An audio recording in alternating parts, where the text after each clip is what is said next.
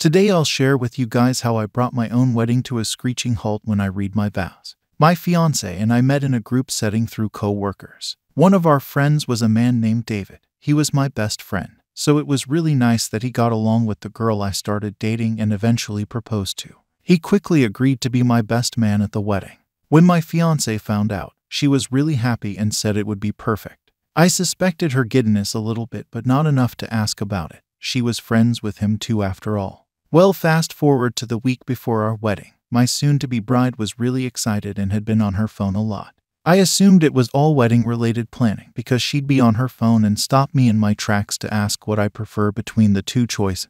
These choices didn't really matter to me. My answer was to make her happy. Now that I know what I know, I think she would make up things to ask me so that I wouldn't suspect her of communicating with another man, my best man to be specific. She and I held our bachelor parties on the same night. It was extremely disappointing to me when my best man called me to let me know he couldn't attend the bachelor party he planned for me. He told me his mother was in the hospital unexpectedly and he needed to be there with her. Well, this was totally forgivable, right? How could I be so heartless to deny or suspect him? I still had several friends with me throughout the night. I'm an active guy, so we all played basketball outside before getting cleaned up real nice and going to an upscale lounge downtown.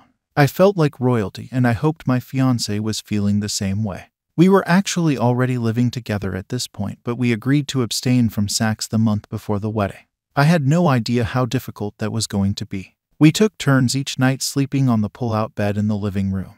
When I arrived home that night, my fiancé was already home and crashed on our bed. She looked like an angel that partied for the first time tonight. I tucked her in while she slept, but as I looked around, I noticed something shiny on the floor by the edge of the bed. I picked it up and held it in my hand. Looking closely, it was a fancy called cufflink. How interesting. My wheels immediately started turning.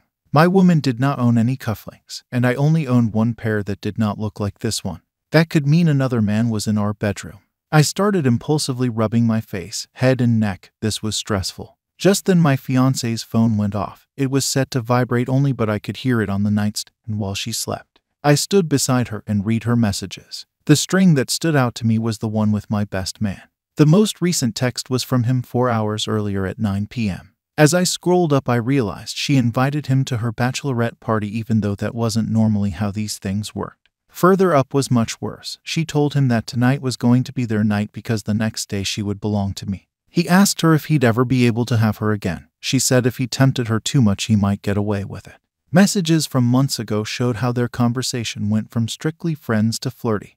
He started asking about her body, and she started showing him. They made arrangements to hang out one day, a day that I thought she was at work, and then he messaged her asking if they should have done that. She replied with, "I've never been more sure of anything." Just like that, within 1 hour, I went from a blissful man about to be married to a broken-hearted fool plotting revenge. I sent myself 6 screenshots of the worst messages they sent, obviously escalating in severity. My plan was to read these messages when I was supposed to read my vows. This was going to be terrible, just like what she did to me was terrible. I deleted all traces of me collecting evidence, then I took some drink and crashed. The next morning she was already gone.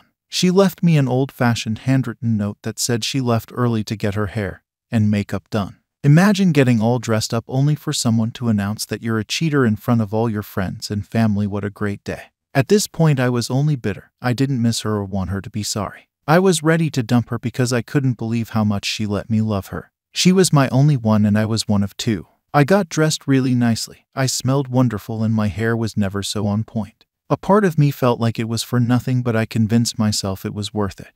I thought about warning my dad about what I planned to do, but I didn't want him to convince me not to or warn other people. Just then my best friend texted me to ask if I was on my way to the venue. As soon as I got there, he greeted me outside. He was dressed really nicely, but the only thing I wanted to know was if he had cufflinks. I pretended to know as he was missing one, even though I couldn't really tell. He was surprised I noticed and looked embarrassed. He said it must have got caught on something somewhere because he lost it. I asked to see the one he had up close in case I happened to find the match. At this point his heart was trying to get out of his chest. He was sweating. I was so amused by this but played dumb. He showed me the cufflink and it was an exact match to the one I found and had in my pocket that very moment.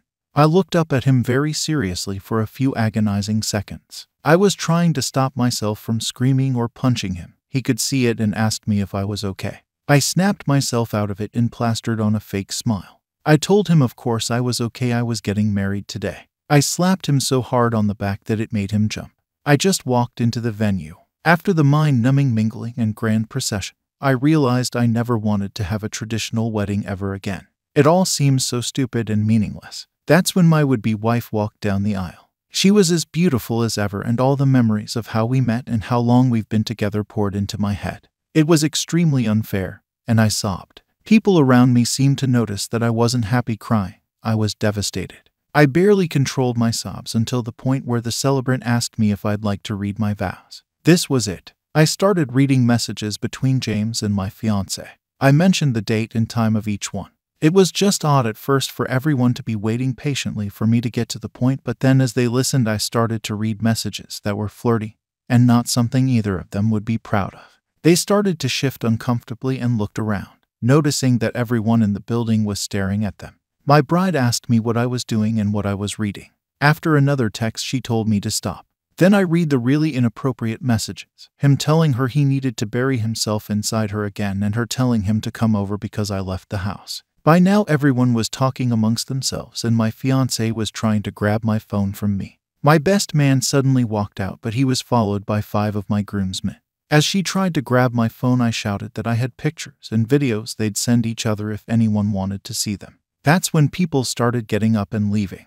The celebrant asked if we were still getting married, and I laughed loudly and sarcastically. My ex was now on her knees in her white dress, sobbing at the altar. Her bridesmaids had no idea what to do. They just stood there frozen. Some of them might have known she was sleeping with him or at least saw them being flirty. It was great to see that no one rushed to her side to help her feel better. I went outside to see what had become of my best man. His car was trapped between the 5 men. They were yelling and screaming at him in disbelief that he would betray me as he did. At this point I was done with all the drama. My head hurt. I felt like I got the revenge I wanted and just needed to take a nap. I told them to back off and let him go, that keeping him here wasn't going to help anything.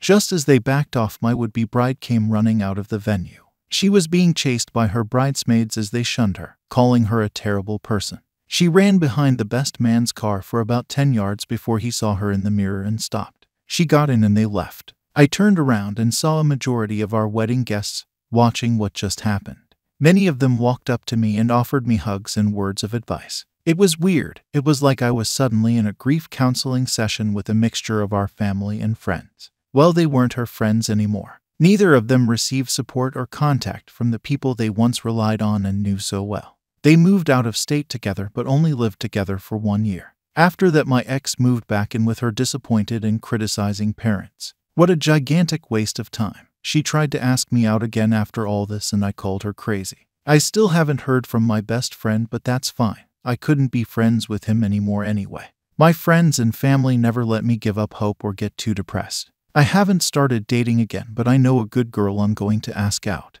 It's hard to believe that someone would be with me and only me. That's because my ex planted a seed of doubt. The only way I know to fight this doubt is to take my time getting close to people, ask them anything I want to know and tell them what's happened to me so they understand where I'm coming from. Wow, OP, not many people experience the level of stress you went through here. I love how you have the strength and determination to collect and read messages at the wedding for all to hear. I think it was the best way for her to learn from her mistake. I'm so glad to hear that you had so much support on that day and afterward. You did not deserve to be betrayed like this by your best friend and fiancé of all people. I enjoyed listening to your story and finding that even though they escaped criticism together, they didn't last very long.